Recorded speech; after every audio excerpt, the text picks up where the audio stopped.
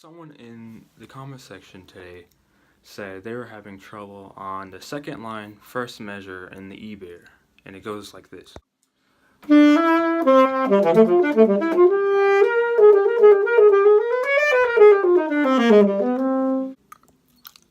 Now I get that can be a hard line to address, like a lot of runs in this piece. When you're working on a run and you can't quite get it, you need to ask yourself, is it a technical issue? Is it an embouchure issue? Or is it a comprehension issue? And I think this comprehension issue really goes ignored a lot of times. So what do I mean by these issues? So first, the technical issue. Here's an example of a technical issue. Say you're flopping.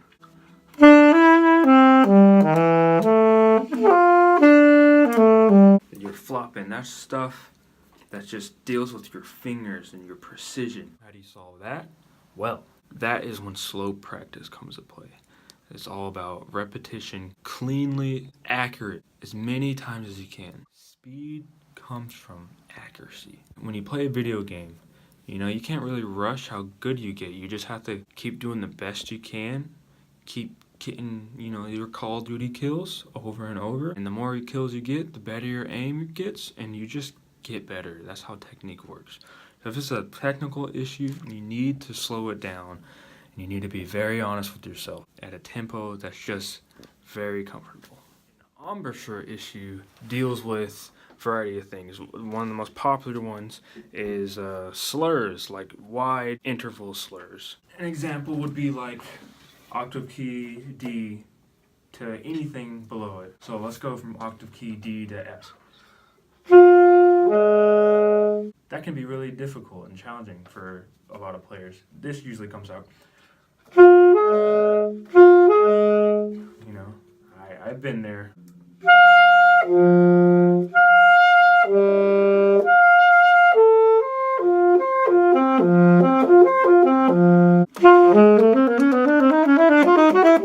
I'll actually make a video on that next. That's a whole topic in itself, and it's actually a lot easier than you think, but there are some stuff that really does go unnoticed. I'll make a separate video on that after this one. And the third issue, the mental comprehension issue.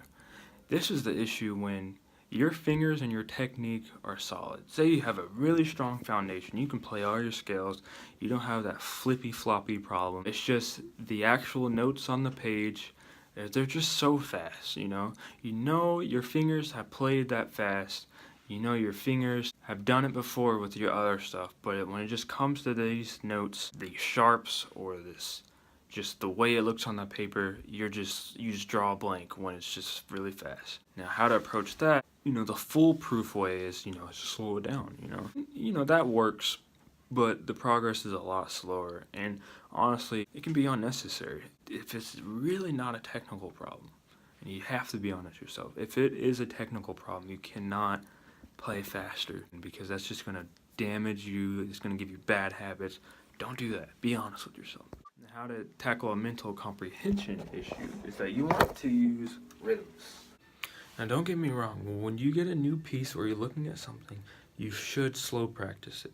Slowly, very slowly. I will do a piece slowly for 2 weeks at least, because you need a strong foundation first, to where you know all the intervals, you know each note, you're certain, you have no doubts, and then I'll start to do these rhythm exercises. Everything feels good, nothing's awkward technically, everything's under your fingers, like the technique isn't a problem, there's no pattern or fingerings that just trips you up, everything's good, you don't flippy floppy, and your only challenge is just getting it up to speed, because it's so fast, there's so many notes happening, there's so much to think about. That is when this comes into play. I'm going to use an example from the Crescent Sonata. So the first rhythm I do is the dotted eighth and the 16th.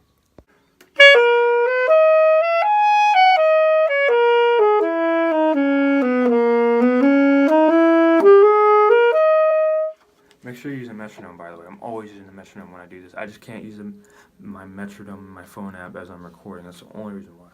Metronome. So you absolutely keep your tempo consistent. The next rhythm is reverse, so it's 16th and a dotted eighth.